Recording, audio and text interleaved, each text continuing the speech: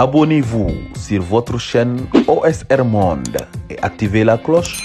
pour ne rater aucune de nos prochaines vidéos. combat bu noble la combat bu digne la ci ñi nga xamante ni xam na niñ koy xeexee ak xel ak ànd ak dal ak di ko xeex boo xamante ni nag dafa mature. gis nga man su ma nekkee ci terrain de combat damay sóoraale samay adversaire sóoraale samay noon mais damay sóoraale am na ay infiltré ci suñu biir. xam nga loolu lépp dafa bokk ci loo war a sóor ci combat mais bul demee par émotion xam nga bu dee bëgg Ousmane Sonko rek bëgg seex bi moom ñëpp gis ngeen maanaam man jàpp ma ne gis naa ko ma ci raw ci bëgg ko ba ci bëgg bi yëpp damay fexe nu ma koy defaralee ak damay fexe nu may indee mbooloo te man gëm naa ne système bi may demee maa ngi indi mbooloo mais dinaa fexe tamit ba ñii ut luñ ma jamee wala luñ ko yàqale duñ jaar ci man il faut que ñu xaw a mature des fois du ma bëgg sax comme un frère instant bi comme un Bouligali ñëw na apporte apportam ci combat bi jóge ba États-Unis c'est-à-dire yooyu mooy li nga xamante nii boo nekkee bitim réew comme man dama nekkoon États-Unis di wax xam nga ñëw ci réew mi dafa am loo xam sens boo xam moom moo ñu indi mooy dëkk bi lañ jéem a defar mais ñëwuñu pour taal ñëwuñu pour yàq donc suñ ñëwee pour loolu dañuy bëgg ànd ay nit ñoo xamante ni dañuy yor ay commentaires mature di taxawaay boo xamante ni tey nit ñi bu ñu ko seetaanee dañ naan ah booy yi kat xam na liñ bëgg booy yi kat ñoom fi ñu jëmee Sénégal ñoom ragaluñ ko te xam nañ ko ndax leen combat bi jaral gis nañ ko mais nga xam nga comme sànq li boobu Babacar Diop bind na benn commentaire bu am solo mooy étudiant boobu menacé Maïmouna Ndir xam nga sometimes il faut que ñu nangu ñeneen nit ñi défoulé wu xam nga barki démb maa ngi dugal di leen wax ne Me El Hadji Diouf day nekk 7TV mais Me El Hadji Diouf xam naa ne waxul lu ma neex xam naa ne du wax lu ma arrangé xam naa ne waxul sama leader loo xamante ni lu ñuy defaral la mais dama koy dem déglu ji parce que pour nga mën a xeex foo nga ñeme sa adversaire pour nga mën a xeex défendre sa argument foo nga leen di déglu di xam ñoom seen esprit de mentalité fu mu toll mais xam nga non du ma ko déglu parce que non da ngay savoir dama koy wax ñëpp même Issa Diène des fois mu commentaire ma commandé ci kaw loolu nañu bàyyi nit ñu exprimer wu li leen bëgg ñun li ñu gëm mooy ñun dañu bëgg a defar Sénégal ñoom am nañ droit ñu nangul leen ñoom li ñuy wax mais ñun bu ñu demee bay défendre nañu défendre bu ñu def comme Diagne Solution nañuy taxaw ci argument yi wóor yoo xamante nii bu ñu toogee di wax rek dañuy bàyyi xel dañuy xam ñun li ñuy wax nii maîtriser nañ ko te nekk na loo xam ci suñu dënn lay jógee ñëw ci seen xol mais c'est-à-dire kenn du fi waxee attaque nag mënul ñàkk dama leen wax nañ leen di mettil suñuy commentaire nañ leen di mettil nañ leen di teg ay pression yoo xamante ne nii comme li leen instant bi à vrai dire dañ leen traumatiser ñoom ñëpp buñ ko nangook buñ ko nangu dañ leen traumatiser ñun ñëpp but we have to be like very wise dañu war a gën a laaj am suñu xel bi ni ñu koy waxee dañu war a gën a muus ba nga xamante ni dinañ def système bi dañ ko jëlee fii ci suñu façon bi ñuy defee nii te yaakaar naa ne ñoo xamante ni ay ñetti people lañu woon ñeenti people léegi ñu dem ba ñuy wax des milliers et des milliers et peut-être est-ce que eggul million so kon nga xam ni kon li ñuy liggéey mu ngi am aboutissement mu ngi am njariñ donc nañu continuer ci lancé boobu continuer di éveiller Sénégalais yi continuer di leen wan ndax tey ku gis soutien bi nekk ci ginnaaw Ousmane Sonko boo nekkul naa fekk nga ragal yàlla kese xam nga ni Sénégal yëpp man koo def benn dànk dem taxaw ci kanam ba ci son excellence président Macky Sall sax xam na ni lii moom ñu toppee Ousmane Sonko askan wi ànduñ ci ak moom te loolu mooy li nga xam ne booy xeex dëgg fexeel ba askan wi ndax tey léegi amatul ay murit amatul tijaan amatul ñeseen amatul laay ñëpp ñëw dugg ci xeex amatul ibaadu ñëpp dugg ci xeex bi wane ne Ousmane Sonko dañ laa war a dooleel sax parce que fii dañ laa nar a tooñ dañoo nar laa njaay doole dañoo nar def lu dul yoon c'est-à-dire loolu noonu mooy li nga xamante ni ñun moom mooy géewu combat bi tey dañ koy wax ñaanuñu ko yàlla bu mu am yàlla na yéex te Ousmane Sonko bu jàll jëloon bakkanam sax li mu waroon def ci combat bi def na ko mais il faut que gars yi xam ni li question de projet la Ousmane Sonko bu dund Ousmane Sonko buñ jàpp Ousmane Sonko bu di projet bi la ñuy défendre is naa jëmmi Ousmane Sonko il faut que ñoo xam dañoo war a am 1000 Ousmane Sonko ci biir parti bi ñoo xamante ni dinañ am confiance bi ñu am ci Ousmane Sonko confiance bi ñu am ci Ousmane Sonko dinañ ko am ci ñooñu confiance bi ñu am ci Bassirou Diomaye c'est-à-dire dañuy wan ni ñun ay doomu aadama la ñuy tabax yoo xamante ni bis bu tabax bi sottee Sénégal beneen Sénégal la ñuy gis mais pas ñu nekk fi di commenter di menacer nit ñi di wax yoo xamante ni après dañ lay jàpp nga sonal nit ñi ndax tey maa ngi def comme ku mel ni Ablaye Diène maa ngi koy rendre hommage di wax ni parce que combat bi def ci noble da ko gëm man c'est un ami Facebook li may wax ñun ñëpp presque ñi nga xamante ñun ñëpp ñuy nekk fi ñuy nuyante suñu biir di message c'est des amis virtuels mais dañu gëm combat bi moo ñu boole so kon bu nekkee ci tamit foofu ñu indil ko soutien parce que jàpp boobu mënoon na nekk ku nekk ci ñun quoi mais moom ci moom la tombé soo ñu apporté suñu soutien wan ne ko ci li mu nekk tamit yàlla na ko suñu borom teggi ñu kon ne combat bi ñun ñu bàyyi ci ginnaawam mais li ñu war a arrêté mooy ñu bañ a nekk ay dof xam ni yenn textes yi ngay bind message en plus smartphone like am na smartphone da ngay activer sa location anytime ñoom bu Orange wala T-Mobile man T-Mobile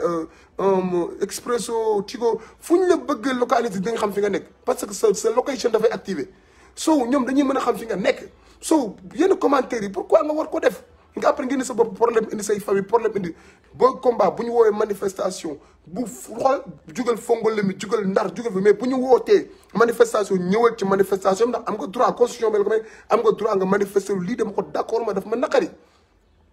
mais da ngay bind ay messages yoo xamante ni ñii xeeb ñu dara ñii lu ñuy am ci ñun lu toll tarafatal ay dañuy jàpp dugal ñu ci kaso bi ba pare fàtte maanaam dañuy c'est-à-dire dañuy yar quoi la ñuy wax soit disons te nit ki mënoo ko bëgg a yar te yar woo soo dañuy bëgg a yar dañuy bëgg a wan dañu am doole mais xam nga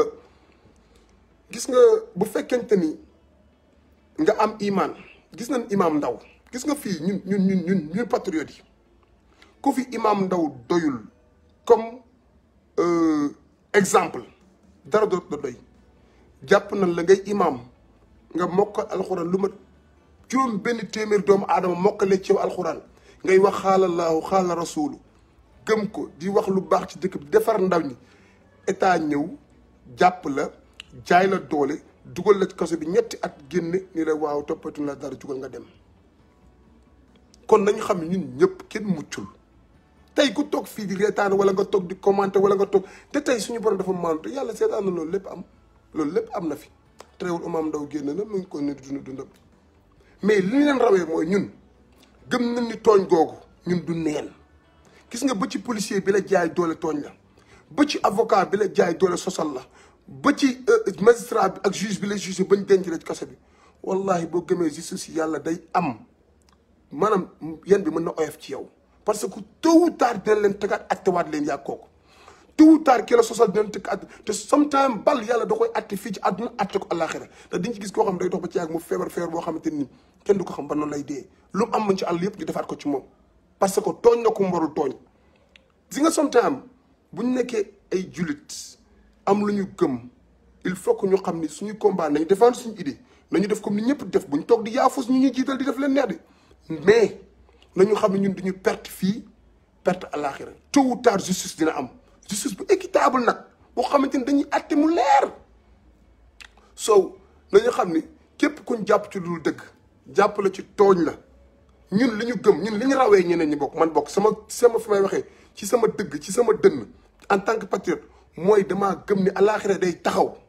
damaa gëm ni yàlla dañu atte ak ku la mënti tooñ moo tax damay fexe ba samay live ak lu mu mënti doon seetlu wala du ma leen koy wax chaque jour te maa ngi koy kii di ko répété du ma saaga nit du ma tëb def ay accusation ci bu seetlu wala dossier bu ñuy wax ay milliards du la ma gis ma wax ci parce que wala ma tëb naan diw ay milliards diw ay mais xam nga tax parce que nekkul loo xam dama ko téye maîtriser ko dama ci am yaqin war naa ci wax wala ma sosal doomu aadama parce que xam nga man li may wax chaque jour day nekk loo xam conviction la wala lu ma dund wala lu ma gis ci loolu laay demee mais du ma jël accusation yoo xamante nii maîtriser wu ma ko ma ñëw di ko teg ci live bi pour wax pour nit ñi mën ma comme yenn nit ñi def na ngay wax bu bëri nit ñi di wax ay toj-toj pour nit ñi ñëw ci live bi aimer like bu ko defee ne la yaa fi nekk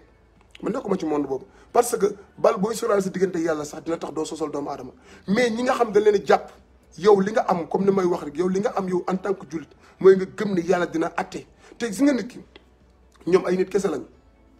même bu ñu lay torturer même bu ñu lay dóor ki ngay xool mu lay xool dañ ko wallahi yàlla dinañu atte ma ak yow yàlla dinañu atte ma ak yow nit ci conscience am nit la dina toog moom kese benn instant mu wéet xalaat li mu def wallahi mën naa rëccu ñooñu da lay tuubal bal wala mu toog fi mu toog di am lu ko naqari ci boppam parce que xam na li mu def du yoon te tooñ na doomu aadama c'est-à-dire il faut que ñun ñuy dund loolu am lu ñu gëm nañuy dóor nañuy torture nañu def lépp mais nañ leen xamal ni ñoom ñu koy def te surtout bu fekkee nga yor xol bu ma yor man de danaa ñaan yàlla bañ a tooñ mais boo ma tooñee ci jaay doole wallahi jaral na man la wallahi bàyyi naa la ak yàlla kese rek pare naa ci yàlla kese laa lay bàyyeel dinañ attama ak yow policier man sama papa bi ma jur policier la kon nan nga war a mën a amee problème policier bay bañ policier non duñ bañ mën a bañ policier parce que ñoom ñoo kaaraange ni ñuy wax bu ñuy nelaw ñoom ñooy génn mais bu la nit tooñee te mu wóor la kii da la ëpp doole moo tax mu tooñ la nee ko bàyyi naa la ak yàlla. conscience doomu aadama loolu du ci dox xale def na ma ko xale mooy football jël bal tey ma ko c'est pas intentionnel tourné rek misil bal bi di tell ci xale bi affaire bi métti loolu mun ma bàyyi naa la ak yàlla. boobu j'étais jeune mais damaa bàyyi football bi topp xale bi lu toll ni géejuwaay ba caare yi ne ko ngir yàlla baal ma àq xale bu ndaw ma ne ko ba topp ko rek mu wax ma ne ko doo ko yóbbaale da nga ma baal àq parce que daf ma wax loo xamante ni nii ba tey maa ngi ci samay trentaine mais ba tey ima wax boobu mu ngi sama bopp mais ne mujj na ma ne waa baal naa la ma wàññeeku bi mu ne baal naa la ci laa wàññeeku mais dama ko topp di ko baalu ndax tooñ naa ko ndax nekko moon ci loo xam jaamu yàlla pour dóor ko bal mu ne ma bàyyi naa la ak yàlla. xam nga dèjà rek man lu mu def sama bopp moment boobu tey psychologiquement policier bu la tooñ ak ku mu mënti doon nga ne ko wallaahi ak juge bu la attee nga ne ko wallaahi bàyyi naa la ak yàlla. dem nag jël li la tëj nga tëddi ko li la tooñ nga dem toog tôt ou tard ñoom xam na ne fi ñu nekk am na ñeneen ñu fa nekkoon avant ñoom te dinañ fa jóge ñeneen ñëw toog foofu. ñun foofu la ñun ñi ànd ak Ousmane Sonko nekkuñu ay yàq nekkuñu ay tàlkat mais ci wàllu iman wala taqwa wàllu ragal yàlla quoi. ñun ci yooyu lañ nekk mais lan lañ gën a mën a nekkee di bëgg taal Sénégal mbala ñu bëgg a yàq réew mi ci loo xamante ni amuñu fudul fii mais dañoo bëgg ñi ñuy jiite ñu mel noo xamante ni nii donte ñun suñu biir ñun jiite am nañu dëng waaye ñi ñuy jiite ñu taxaw boo xamante ni nii képp ku def lu atte wala nga def nit ñëpp tàccu ni macha allah kii yàlla na ko yàlla fay ndax ni kii jubam gi yàlla na ko suñu borom ndax loolu am na fi ci ay policiers ak ay gendarme ak ay juges yoo xamante ni wallahi boo leen di rendi sax ndëgg la ñuy doxal dañuy ñàkk seen privilège yëpp waaye seen diggante ak seen borom moom mooy kii moom mooy tax ñu atte la ñu war a atte mais lan la ñuy war a bëgg ci àdduna ba tax ñuy fen di sosal doomu aadama surtout li yàlla wax des fois damay gis ay nit yoo xamante ni nan nga mën a nekkeen yow yaa ngi jàpp xalaatal rek ngay jàpp nga ni maa ngi dem jàpp pour julli mais sa xol da nga war a kontaan ndax dañoo jiiñ Ousmane Sonko viol waxuma la da nga ci teg sa bët waxuma la fee yi nga xamante ni ak witness yi nga xam ñoo ko fekke woon seetlu ni li lépp dara amu ci yow nga war a kontaan ndax sa mbokk jullit la ñuy tuumaal pour fexe ko yàq ko pour tëj ko kaso yow nga war ci kontaan subhanallah loolu war na tax nga war a mën a en tant que musulman nga ni man est-ce que man kon sama julli gii man est-ce que man jullit laa parce que nan laa mën a kontaanee ci dañoo war a tëj jullit comme man dañ ko jiiñ waxuma la lañ fekk de fee bu ñu jàpp nga def ko de waxuma loolu mais dañ ko jiiñ nga war ci bëgg sa xol nga war ci kontaan xanaa Macky Sall bi ñu jiite sax ak luñ ko mënti wax xanaa yéene nañ mu génn ci kër porte boo xamante ni day génn ñu ni Macky Sall def na li Sénégal ndax loolu mooy jullit sa xol bi boo ko ubbee waroo ci fekk iñaane doomu aadama wala bañ nit mais Sonko sax mënul bañ Macky Sall Sonko mi nga xamante ni xam nga barki démb nit ki boo nekkee moom da ngay fexe ngay liir doomu aadama nga jàng ko barkaati démb laa def live toog ni leen Sonko bi may àndal ak conviction bi tax ma ànd ak moom ak gëm-gëm bi tax ma ànd ak moom damaa gëm ni day baal Adji Sarr ci suba ga lu mu génn wax Adji Sarr toppewu ma ko dara waaye faw ñu topp ñu ne ci ginnaawam parce que nit ki booy ànd ak moom da ngay xam grandeur am ak lan mooy objectif ak kii ban façon nit nga àndal. gis nga nit ki booy xool façon yi mais gis nga non di wax pour ñun émotion ñun ñëpp dañuy jàpp ay nit leen dinañ jékki mais après un moment boo toogee dal jàpp julli wala nga sangu toog dal rek après sa xel mën na ñëwaat nga amaat dal bu ko defee mën a xalaat mais bi ñu toogee ñu ñëpp premier jour ñëpp a mer Adji Sarr li mu def ñaaw na mais après lu ñu def toog ni waaw est-ce que Adji Sarr li mu def nii koo xam 20 ans la am ak situation yi muy dund ñàkk pauvreté extrême est-ce que kii alal tamit nit ñi man brainwash suñu ko rek après dugal ko ci lii mais da ngay xam ne loolu mooy de case loolu mooy cas bi léegi ba suñu président ñëw ñun ñu wax suñu conviction ak suñu gis-gis ci loolu suñu président ñëw répété li ñu wax parce que gis na ni mel ñun bokk ni ñuy xalaatee c'est-à-dire ñun waruñu mën a nekk fii di am problème ak waa APR yaa ngi dégg léegi maa ngi toog ku tudd Nani benn responsable APR la des fois bind message tooñante ma mbalak ko mu mbalak ma te teewul samay Facebook day ñëw samay live anytime c'est-à-dire il faut que ñu xam ñun mënuñu bañanteeg ñiy voter APR mënuñu bañanteeg ñiy voter réew mi parce que question de mentalité ñoom ni ñu gisee ñun gis ñu mais ñun peut-être dañuy xam ne ñun li ñu bëgg buñ ko sottalee ñu ne ñoom ñoo koy bokk mais nekkul Ousmane Sonko bu nekkee président Pastef lay nekk déedéet président tous les Sénégalais lay nekk ñëpp inclus ci biir njub gi dëgg gi alal ji ñëpp bokk ko kon ñun li ñuy xeex dañ koy xeex ñun tamit pour dañu koy xeexaale pour suñu frère policiers yi pour suñu frère gendarmerie pour suñu frère yi nga xam ñoo nekk APR ak yooyu man message yooyu laa bëgg ñu xam ñun patriotes yi ci loolu lañ nekk mais man nekkuma ci message yëkkati leen fitna taal leen réew mi def leen nii mais damay préciser bu ñu wootee manifestation bu kenn des biir këram ku nekk jàppal ni dangaa war a ñëw fekke bokk teew il faut que loolu mu leer mais bu leen ragal dem manifestation parce que comme may nañ leen ngeen droit ngeen manifester bu ñu wootee manifestation bu kenn tëdd këram naan non am comme sama gars yi jiw dem na de génn leen di ñëpp masse bi yëpp nañ génn waree kenn kat loolu mooy tax état xam ne li mu def peuple bi ànduñ ci ndax bu ñu woote woon tey manifestation plus de 1 million de personnes génn jëkkat seen loxo kenn tojul kenn taal def seen mobilisation bu mag a mag taxaw ci boulevard bu mag Macky Sall xool ko adduna juróom-ñaar xool ko xam ne ñii ànduñu ak li seen nguur def su boobaa message bi day fort te loolu mooy message bi mais duñu ba duma jàpp di ñuy inciter ay booy ci génn leen ngeen toj génn leen ngeen taal génn leen ngeen yàlla wax nañ ko mooy di leen fitna ndax fitna boo leen ko taalee ba mu jug tamit di yem ci bakkanu ki ko tàmbali mën naa déplacer loolu dem feneen ak feneen ak feneen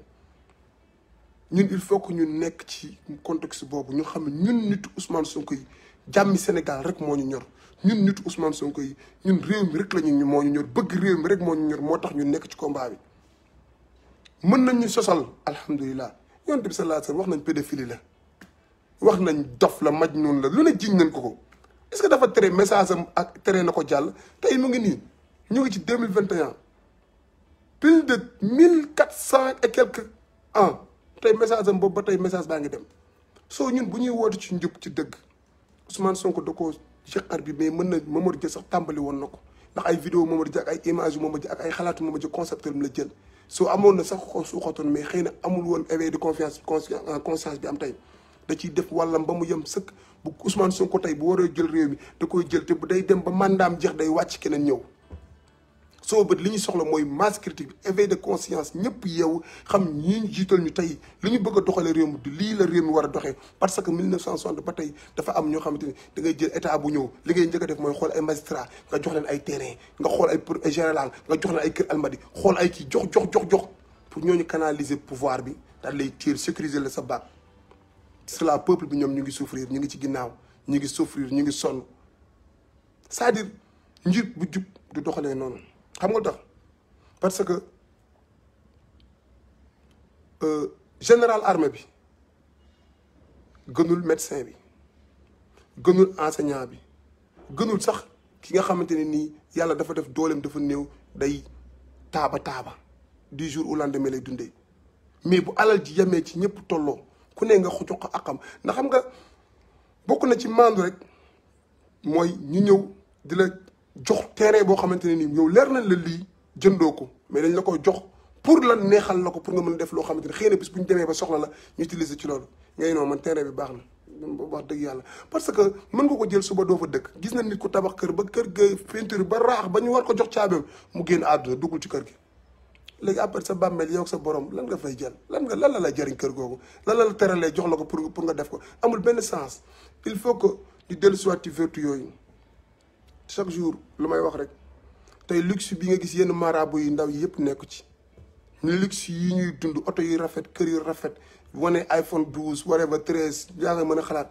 yaakaar sëñ Touba loola dundoon yaakaar Sidi Azmaï loola dundoon ay luxe ay affaires yu rafet ay kii ci noonu c'est-à-dire il faut que ñu xam ni ñun ñi ñuy topp dañ leen topp te yàlla rek tax ànd ak ñoom ñu yóbbu ñu ci yàlla ànd ak ñoom te yàlla rek tax ñu jàpp ñu gën ñu jegaloo suñu borom mais topp ñu leen ngir affaire ki poñetu àdduna yi nga xamante ni bëriwul quoi ba amul valeur noonu c'est-à-dire il faut que ñun ñuy topp sëriñ yi ñu xam ni ñuy dem ci sëriñ di leen jooy suñu soxla ne ñun de lii suñu jafe-jafe la lii dañ koy dund te neexuñu te buñ sayoon nga wax ak kilifa gi jëm ci sëñ Mountakha jëm sëñ Mbaye Sy Mansour sëñ Mbaye Sy Abdou ñëpp bu ñu waree waxee Macky Sall ñu wax ak moom Cheikh Mahi Niass ñoom ñëpp bëri nañ kilifa yi nga xam ñoom ñu jiite ñuy dem di waxtaan ak ñoom di leen wax suñu gis-gis ci réew mi ak suñu naqar ci réew mi ñoom bu ko defee ñu eggali ko nguur comme nguur gu ñun duñu déglu ñoom déglu man côté yooyu laa bëgg patriote yi nekk ci pour ñu xam ñun amuñu xaaj ak seen gisuñu ay tarixa gisuñu ay li ñu gis mooy sénégalais rek moo ñu ñor Fongolemi Casamance Touba Dakar Tivaouane foo mënti bokk Kaolack sénégalais nga rek en tant que sénégalais comme américains yi ni ñu fonkee seen doom ba tey boo demee sax ba jël nationalité ci ñoom nga def dooxi duna beneen dëkk sax ñoom ñu rapatrier la pour indi la pour atteler seen dëkk parce que dañu fonk seen doomu aadama ñun loolu lañ bëgg Sénégal doxee ko sénégalais yi fonk Sénégal ñi ñuy jiite fonk seen doomu réew fu ñu mënti nekk ci àdduna am jafe-jafe duñ ko xeeb ñu fekk leen fa dimbali leen patriote yi ci loolu la ñu war di woote ci loolu la ñu war di nekk di ko xeex pour loolu dox yombul xam naa ni yombul parce que ñi ñu jiite bëri na ci ñoo xamante ni jubuñu dëng nañ waaye nag xeex boo gisoo moom commencement li ko tubaab dox tout début est difficile parce que dañ ciy nekk ba changement am bu changement amee suba histoire nous jugera ñi nekkoon ci njub alhamdulilah buñ deewee yàlla mën na leen a fay njub googu ñi nekk ci dëngate topp seen bakkan di leen neex lañ bëgg di wax pour loo xamante ne nii pour am ñun tamit buñ dee ñaan yàlla mu jéggal leen bu leen mënee jéggal ki nga xam ne moo yor njëgal mais ay seeni mbugal nekkul suñu loxo mais histoire moo ñu jugé xoolal diw de jour bi li la waxoon diw de jour bi ku nekk xam nga yooyu lañ bëgg daal ñun ñu ciy woote en tant que patriote c'est-à-dire gars yi dañuy bëgg jëwriñ génn mais jëwriñ li muy wax chaque jour du wax lu yàqal Ousmane Sonko ñaanuma yàlla wax su ma demee ba nar a wax loo xamante ni da koy yàqal ma rocc sama loxo dem toog di seetaan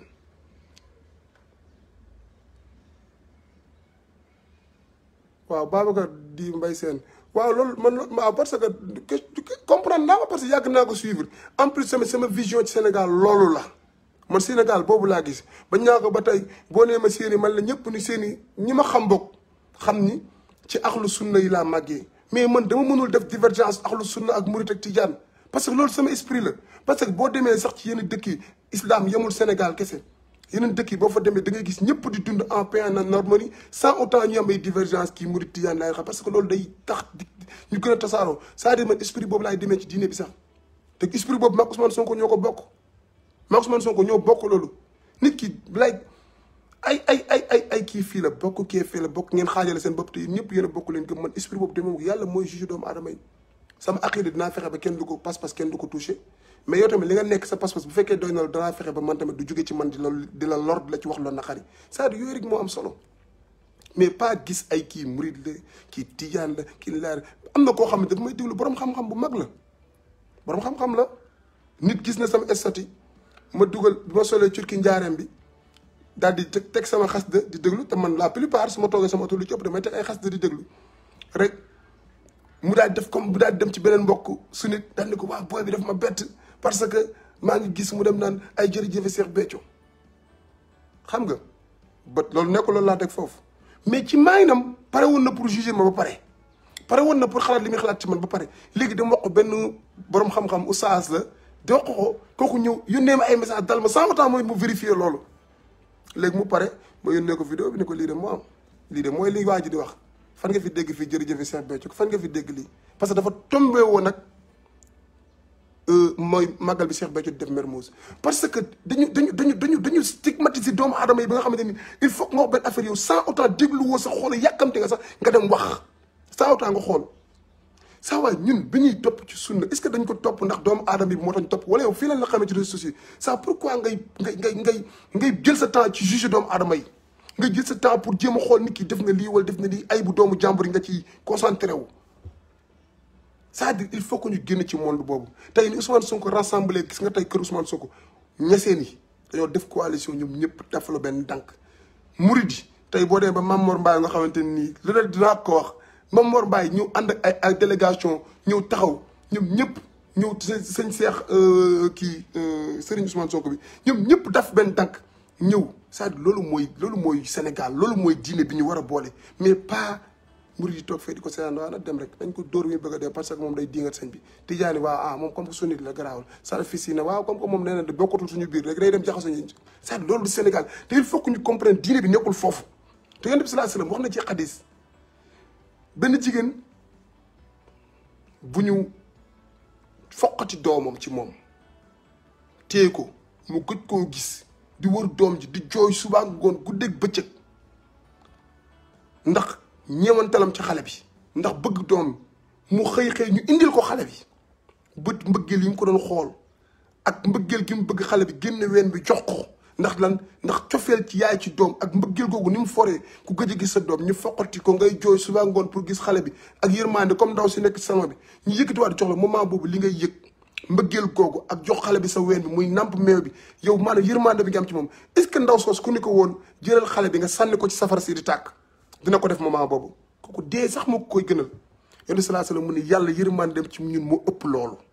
xalaatal boobu yërmande yàlla bi mu am ci doomu aadama yi kon ñun fan lañu war a mën a toll ba tax ñu jàpp nit ñi takfiir nit ñi yéefar nga dugal safara gëmoo li c'est-à-dire te loolu yonent sallallahu alayhi wasallam moo ko wax ci yërmande bi suñu borom am ci doomu aadama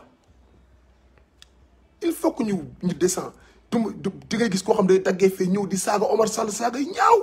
te tegu ko fenn dul ci bakkanam ndax Omar Sall wax na benn nit wala sëriñam wala benn ci yoon bi loo xamante ni mais yow pourquoi en personne nga war a taxaw deggal ko ay saaga il faut que ñu jaadi bàyyi nit ñi comme ni ma koy waxee ci Pastef yi ñu bàyyi ñeneen nit ñi ñu wax seen xalaat comme ñoom noonu lañ gisee su ni laa ko mooy que man da ngay séq ak doomu aadama man ay murid may séq ak ñoom ay ñoo xam ne ay taalibe dëgg te da ngay am ak ñoom relation boo xam ci alal ci njub wallahi fukki dërëm duñ ko soxla ci li nga leen jox ak njub ak dëgg gi ñu nekk yow mais di nga seq ak ñoo xamante ni sax ay axlu sunna la ñu dëgg la dribble am na ñoo xam ne seq naa ñu mais dribble nañ ma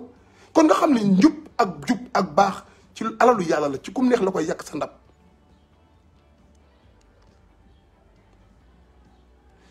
borom daaru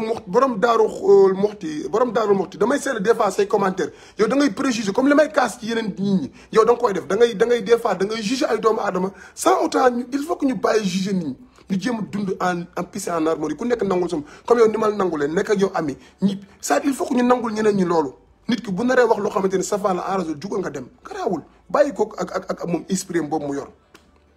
c'est-à-dire man noonu laay dundee man loolu laa gëm te loolu laa bëgg loolu yàpp naa loolu mooy esprit Pastef loolu mooy esprit Pastef les patriotes mais ku nekk xëcc sa bopp ku nekk xëcc ñi man sunna la kii salafis la kii tijaan la kii murit la kii tasaare ñëpp quoi léegi moo demee état bi day mën a jàpp nguur yi dañuy ñuy mën a jàpp dañu toroxal nasaraan dañu jàpp dañu toroxal parce que jubóowuñ suñu biir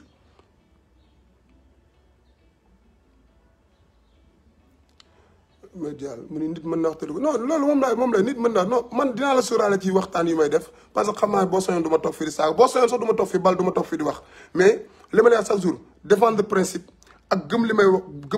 gëm di ko wax jotewul ni ak di tooñ wala di saaga duñ la mës a génneel fu ma saaga ay nit wala fu ma waxee nit loo xamante ni nii dama koy tooñ wala truc genre soo mën naa démentir mbaa ma tontu mais pas ma toog fii di saaga ay doomu aadama ndax bëgguma ko ma saaga comme bëgguma ko ma saaga kon du ma saaga nit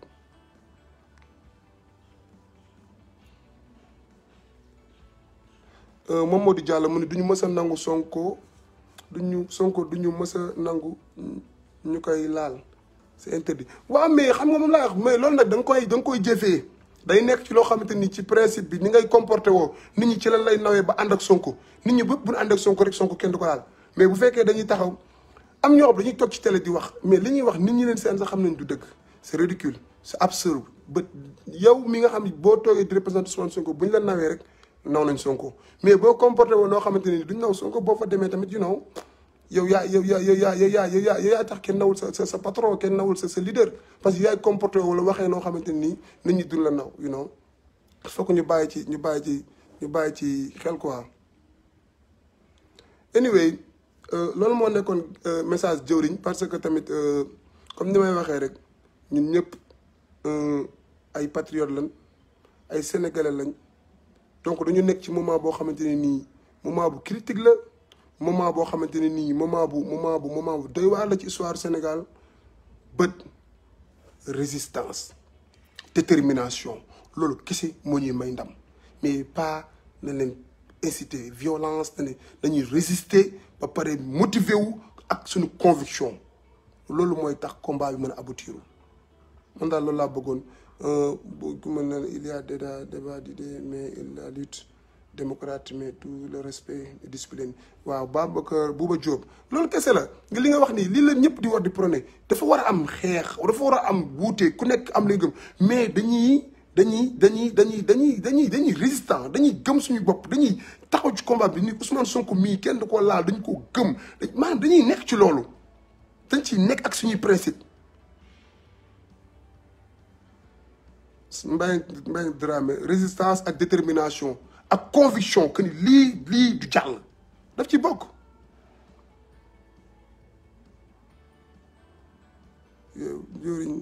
jëriñ yaa ngi fi loolu waaw Bas Tafor Bas après yónnee ma message sama kii sama messenger yónnee ma message incha allah am na lu ma la bëgg a laaj. Talla Diaw waaw médecin Talla Diaw après Talla yónnee message WhatsApp am na lu ma la bëgg a wax yow tamit yónnee message WhatsApp fa Talla yónnee message WhatsApp dafa am lu ma la bëgg a wax incha allah. anyway Omar Diallo ziar na le combat continue c'est la lutte libère waaw Ala Dieng combat continue amul yoxal amul mais xoolal fugge ponkal yi ñëpp moom yaanaa maar frappe Pastef gars yi bu ñu nee bip gën leen ñu mars rek am dañoo war a génn amuñu kenn kuy des sa kër ñëpp maire yi takkaleen maire yi paan yi jigéen ñi liir yi na ñëpp génn bu kenn des ci kër yi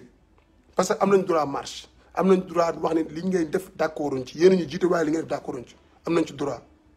donc droit boobu nag nañuy wax bu leen toog seen kër buñ wootee na ngeen génn am ngeen droit marche génn leen ngeen marche taalul bu leen taal bu leen toj mais am ngeen droit marche lii neexuñu un point blank. Comment doit-on mener ce combat étant donné ce qui nous provoque toujours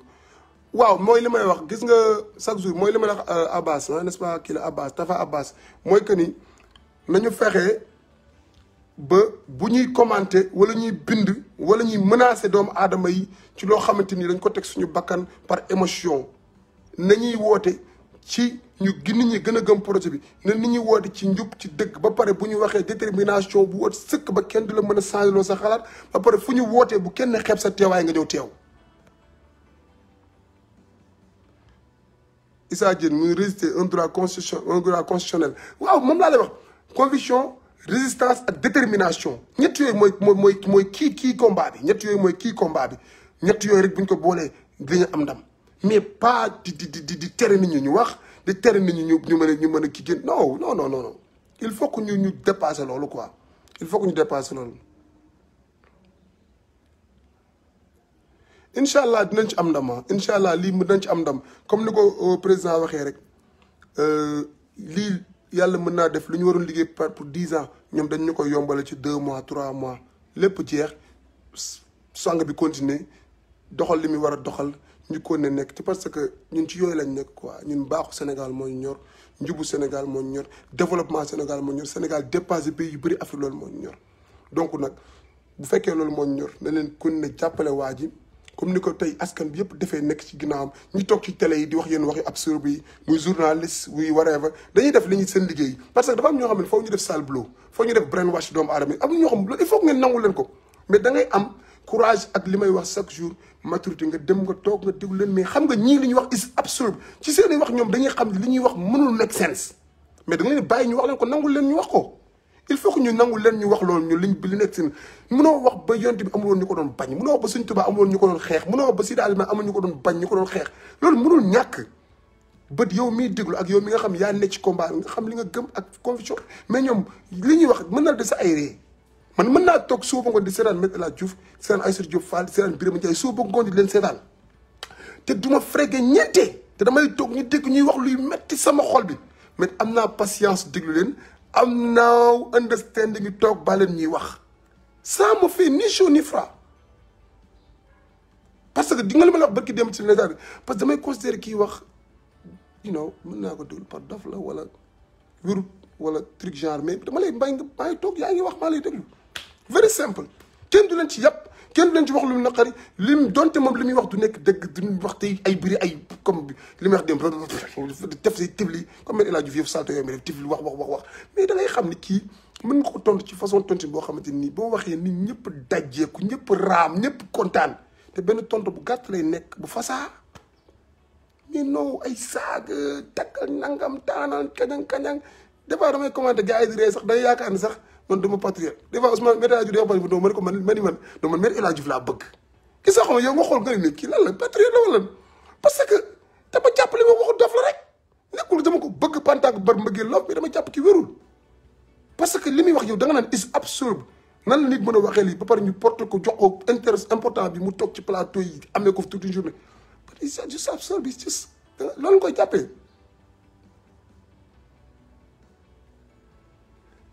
Alla Dieng mu ni on ne négocie pas avec sa libération, sa libérée.